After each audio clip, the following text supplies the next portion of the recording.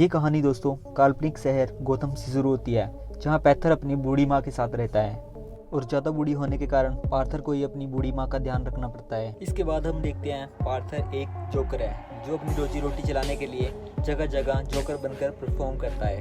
एक दिन पार्थर ऐसे ही जोकर बनकर किसी जगह परफॉर्म कर रहा होता है, तभी कुछ शरारती बच्चे आकर उसका बोर्ड चुरा के भाग जाते हैं। तभी पार्थर उनका पीछा करता है और अपने पीछे पार्थर को भागते हुए देखकर वो पार्थर को बहुत बुरी तरह से मारते हैं और उसका बोर्ड भी तोड़ देते हैं।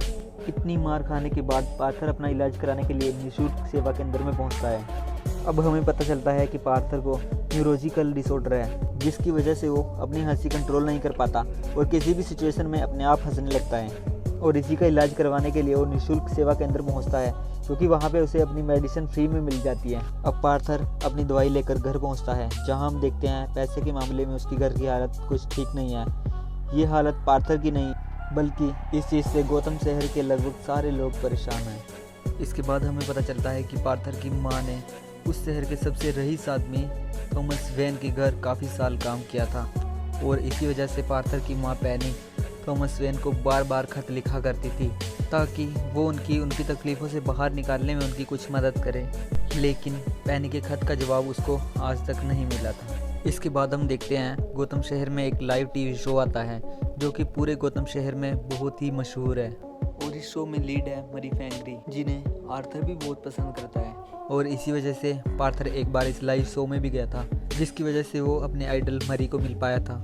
इसके बाद हम देखते हैं अगली सुबह हो गई है और पार्थर अपने कलीग्स के साथ ऑफिस में जाने के लिए तैयार हो रहा है। तभी उसके साथ का एक कलीग आकर रैंडली उसे सेल्फ डिफेंस के लिए एक गन देता है, क्योंकि उसे पता था कि पार्थर के साथ उन बच्चों ने क्या किया था। इसके बाद पार्थर अपने बॉस से मिलने जाता है, जिसके बाद उसका बॉस उसे वो बोर्ड डालने के लिए कहता है जो बोर्ड पार्थर के साथ लड़के उन बच्चों ने तोड़ दिया था।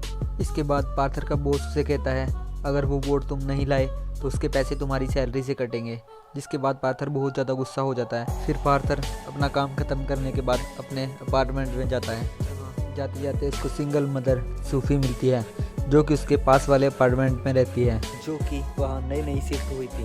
अब रात में पार्थर अपनी नई गन के साथ खेल रहा था और अचानक से उससे गोली चल जाती है और वो बहुत डर जाता है। इसके बाद हम देखते हैं पार्थर सूफी का पीछा करता है और वो जहाँ जाती है पार्थर उसका पीछा करता है। इसके बाद उसी रात को सूफी उससे मिलने उसके अपार्टमेंट में आती है और वो उससे पूछती है क्या वो सुबह उसका पीछा कर रहा था। इसके बाद पार्थर उसे सब कुछ सच बता देता है और यहीं से उनकी बातचीत बढ़ जाती है। जिसके बाद पार्थर उसे अपने स्टैंड अप शो के लिए इनवाइट करता है। इसके बाद हम देखते हैं अगली सुबह होती है और पार्थर हॉस्पिटल में बच्चों के लिए परफॉर्म कर रहा है और परफॉर्म करते करते उसकी जेब से वो गन गिर जाती है और उसको सब देख लेते हैं। जिसके बाद उसके बॉस को पता लग जाता है और उसको वो बात बिल्कुल पसंद नहीं होती। यहाँ वो उसे कहता है कि रैंडल ने उसे बताया कि उसने वो गन उससे पिछले महीने ही खरीदी है। जिसके बाद पार्थर का बॉस उसे नौकरी से निकाल देता है और अब पार्थर बहुत ही ज़्यादा उदास हो जाता है। और अब पार्थर जोकर का मेकअप उतारे बिना ही ट्रेन से घर वापस जा रहा होता है और वहाँ तभी 3 लड़के मिलकर एक लड़की को छेड़ रहे हैं और पार्थर जोर जोर से हंसने लगता है, जहाँ डिसऑर्डर की वजह से वो अपनी हंसी रोक नहीं पाता।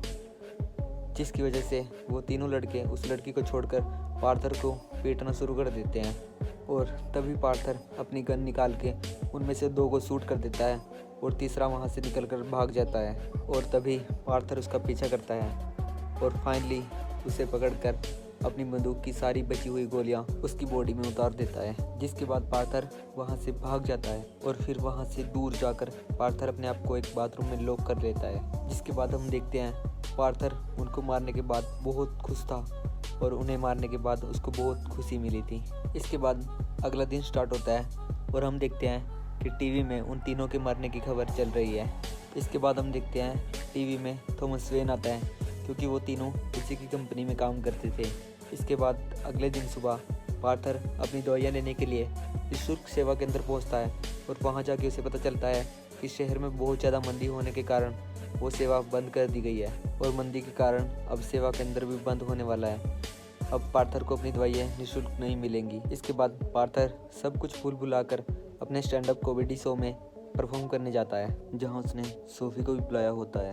और पार्थर जैसे ही अपनी परफॉर्मेंस शुरू करता है उसको हंसी आ जाती है और अपने डिसऑर्डर के कारण वो अपनी हंसी नहीं रोक पाता और वो सारे ही शो में हंसता रहता है और वो जैसे कैसे अपना परफॉर्म करके वहाँ से निकल जाता है। ये सब होने के बाद आर्थर अपने घर पहुंचता है। वहां पहुंचकर वो पहली बार अपनी माँ का खत पढ़ता है, जो वो हमेशा थॉमस वेन को भेजा करती थी, जिसे पढ़कर उसे पता चलता है उसके असली पिता थॉमस वेन ही है। इसके बाद वो अपनी माँ पर बहुत ज़्यादा गुस्सा हो जाता है। इसके बाद अगले दिन पार्थर थॉमस वेन से मिलने उसके घर जाता है, जहाँ उसे सबसे पहले ब्रूस वेन मिलता है, जो कि थॉमस वेन का बेटा था। उसके बाद वो ब्रूस को खुश करने के लिए अपनी कुछ परफॉर्मेंस दिखाता है, और तभी वहाँ उस घर का बटलर एल्फर्ड आ जाता है और पार्थर को पुलिस की धमकी देकर वहाँ से भगा देता है। घर जाकर पार्थर देखता है उसकी माँ को एक स्ट्रोक आया था, जिसकी वजह से उसकी माँ को हॉस्पिटल ले जाया जा रहा था। हॉस्पिटल जाकर हम देखते हैं वहाँ पर पैनी का इलाज चल रहा था, जहाँ पार्थर को हिम्मत देने सोफी भी आई हुई थी। तभी पार्थर वहाँ टीवी पर मूरी के शो को देखता है, जहाँ मूरी आर्थर की उस स्टैंड अप शो का मजाक उड़ा रहा था, जिस शो में आर्थर अपनी हंसी कंट्रोल नहीं कर पाया था। अपने आइडल से अपनी बेइज्जती देखकर उस समय पार्थर बहुत गुस्से में आ जाता है। इसके बाद हम देखते हैं एक जोकर के उन तीनों को मारने की खबर पूरे गौतम शहर में फैल जाती है, जहां सभी लोगों ने उस जोकर के काम के समर्थन में पूरे शहर में प्रोटेस्ट करना शुरू कर दिया है, क्योंकि गौतम शहर के लोग उस शहर के गिने चुने अमीर लोगों से तंग आ चुके थे, और सबसे ज्यादा थॉमस वेन से। ये सब होता हुआ आर्थर टीवी पे देख रहा था, जिसको देखकर वो बहुत ही ज्यादा खुश हो रहा था। इसके बाद आर्थर एक मूवी थिएटर के बाहर पहुंचता है, जहां बहुत सारे लोग जोकर का मास्क पहनकर प्रोटेस्ट कर रहे थे, क्योंकि उस थिएटर में गौतम शहर के बहुत ही अमीर इंसान मौजूद थे, जिनमें से एक थॉमस वेन भी था। जिसके बाद पार्थर पीछे के रास्ते से थिएटर में घुस जाता है, और अंदर जाने के बाद वो थॉमस से मिलता है, जहां वो थॉमस से कहता है वो उसी का बेटा है। जिसके बाद थॉमस पार्थर को कहता है ये सब झूठ है। जिसके बाद थॉमस उसे बताता है उसकी माँ की दिमागी हालत शुरू से ठीक नहीं है, साथ में वो पैनी का असली बेटा भी नहीं है, और उसे तो पैनी ने अडॉप्ट किया था। और थॉमस की कही एक भी बात पर पार्थर को विश्वास नहीं होता है। पार्थर इसी कंफ्यूजन के साथ अपने घर जाता है, जहां उसे मूरी की टीम से एक कॉल आता है, और उसे पता चलता है कि मूरी ने उसे अपने शो में बुलाया है, जहां जाने के लिए पार्थर मान जाता है। इसके बाद आर्थर अपनी माँ की मेडिकल हिस्ट्री जानने के लिए आर्कम स्टेट हॉस्पिटल जाता है, जहां जाकर उसे पता चलता है कि पैनी ने उसे सच में अडॉप्ट किया था, और साथ में उसको ये भी पता चलता है कि उसकी माँ का एक बॉयफ्रेंड था, जो कि उसे और उसकी माँ को बहुत ही मारा करता था। और उसी इंसान ने एक बार पार्थर को इतनी जोर से सर पे मारा था कि उसका दिमाग पूरी तरह से डैमेज हो चुका था, और उसी की वजह से आर्थर को न्यूरोलॉजिकल डिसऑर्डर हुआ था, जिसकी वजह से उसकी हंसी कंट्रोल नहीं हो पाती है। इसके बाद पार्थर सोफी से मिलने उसके अपार्टमेंट में पहुंचता है। इसके बाद सोफी उसे देखकर ऐसे रिएक्ट कर रही थी जैसे पार्थर उसके लिए कोई अजनबी हो, और उसके बाद पार्थर को पता चल जाता है कि उसकी ज़िंदगी के जो भी पल उसने सोफी के साथ बिताए थे वो बिल्कुल भी सच नहीं होता, और वो सब तो बनाया हुआ उसके दिमाग का एक धोखा था। अब अगले दिन पार्थर अपनी माँ से मिलने हॉस्पिटल जाता है, जहाँ वो गुस्से में आकर अपनी माँ की सांस रोककर हत्या कर देता है। इसके बाद पार्थर अपने घर जाता है, और हम देखते हैं ये सब करने के बाद पार्थर बहुत ज़्यादा खुश है। इसके बाद हम देखते हैं पार्थर अपने जोकर का मेकअप लगाकर और अपने बालों में हरा कलर करके मूरी के शो में जाने के लिए तैयार हो रहा होता है, और तभी उसके अपार्टमेंट में उसे मिलने के लिए उसके पुराने कलीग रैंडल और गिरी आते हैं, और एकदम से तभी पार्थर रैंडल पे हमला कर देता है और उसकी हत्या कर देता है। और ये सब देखकर गैरी बहुत डर जाता है, और आर्थर गैरी को वहाँ से सुरक्षित जाने देता है, क्योंकि गैरी ने कभी भी उसके काम पर मजाक नहीं उड़ाया था। इसके बाद पार्थर तैयार होकर अपने घर से निकल जाता है, लेकिन वहाँ तभी पुलिस के 2 जासूस आ जाते हैं, और वो तभी आर्थर का पीछा करने लग जाते हैं, क्योंकि उन्हें आर्थर पर शक था कि उसने ही उस ट्रेन वाली वारदात को अंजाम दिया है। उनसे दूर भागते भागते आर्थर एक ट्रेन में चढ़ जाता है, जिस ट्रेन के सभी लोगों ने जोकर का मास्क पहना हुआ था, क्योंकि अब पूरा शहर उस जोकर के समर्थन में उतर चुका था। और जैसे ही वो ट्रेन वहाँ से निकलने वाली थी, वो दोनों जासूस भी उस ट्रेन में चढ़ जाते हैं, जिसके बाद वो दोनों पार्थर को ढूंढना शुरू कर देते हैं। और तभी उनमें से एक जासूस जब भीड़ को कंट्रोल करने की कोशिश कर रहा था, तो उससे गलती से गोली चल जाती है, जिसकी वजह से वहाँ एक इंसान की मौत हो जाती है। जिसके बाद उस ट्रेन की सारी भीड़ उनको ट्रेन से बाहर निकाल कर पीट कर मार देती है, और पार्थर उन्हें मरता हुआ देखकर खुशी खुशी वहाँ से निकल जाता है। जिसके बाद पार्थर सीधा जाकर मिलता है मूरी से, और पार्थर मूरी से कहता है कि उसे जोकर नाम से ही स्टेज पर बुलाया जाए, क्योंकि कुछ टाइम पहले जब मूरी ने अपना शो किया था तब उसने पार्थर को जोकर कहकर बुलाया था। अब थोड़ी ही देर बाद पार्थर को स्टेज पे जाना था, और पार्थर पूरी तरह गुस्से से भरा हुआ था क्योंकि मूरी ने उसकी लाइव शो में बेइज्जती करी थी। अब पार्थर को जोकर के नाम से लाइव स्टेज पे बुलाया जाता है। शुरू में तो पार्थर सबसे अच्छे से बात करता है, लेकिन धीरे धीरे पार्थर का गुस्सा बढ़ता जाता है और तभी लाइव शो में पार्थर सबको बता देता है कि उस ट्रेन में उन तीनों लोगों को उसी ने मारा था। जिसके बाद पार्थर मूरी से कहता है इस शहर का कोई भी इंसान अच्छा नहीं है और सब एक दूसरे का मजाक उड़ाते हैं, और मूरी ने भी ऐसा ही किया था।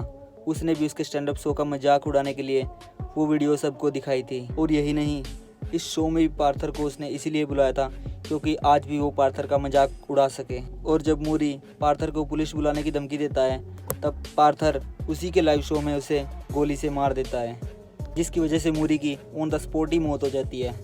और अब उस शो में अफड़ा तफड़ी मच जाती है और सब इधर उधर भागने लगते हैं क्योंकि ये शो लाइव चल रहा था। और थोड़े ही समय में ये बात पूरे गौतम शहर में फैल जाती है, जिसके थोड़े ही समय बाद पुलिस वहाँ से आर्थर को ले जाती है।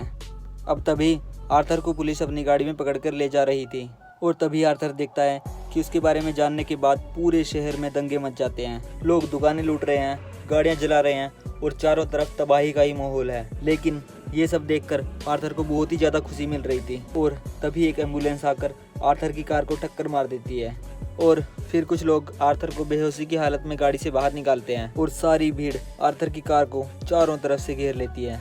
और तभी हम देखते हैं कि थॉमस वेन अपनी पत्नी और बेटे के साथ शहर से जा ही रहा था और तभी एक दंगाई आकर उसको और उसकी पत्नी को गोली मार देता है। और वहीं थॉमस का बेटा ब्रूस अपने माँ बाप को मरते हुए देख रहा है। और ये ब्रूस वेन और कोई नहीं बल्कि वही इंसान है जो आगे जाकर बैटमैन बनने वाला है और उसका सबसे बड़ा दुश्मन आर्थर या कहें जोकर ही होने वाला था। तभी दूसरी ओर पार्थर अपनी बेहोशी से जागता है और तभी पार्थर देखता है कि सारी भीड़ उसका समर्थन कर रही है, जिसके बाद वो वहीं खुशी से डांस करना शुरू कर देता है। और तभी वो पार्थर से खतरनाक इंसान जोकर में बदल जाता है। और फिल्म के आखिर में हम देखते हैं पार्थर आर्कम हॉस्पिटल में मौजूद है, जहां उसकी थेरेपी सेशन चल रही थी और वो उस थेरेपिस्ट के सामने हमेशा की तरह हंसता ही जा रहा है। और हम देखते हैं वो उस थेरेपिस्ट की भी हत्या करके वहाँ से भाग जाता है। और ये थी जोकर मूवी की सारी कहानी। तो आपको ये कहानी कैसी लगी कमेंट में ज़रूर बताएं और वीडियो को एक लाइक ज़रूर कर दें। साथ ही अगर चैनल पे नया आए हो तो ऐसी ही इंटरेस्टिंग वीडियो देखने के लिए चैनल को करें सब्सक्राइब।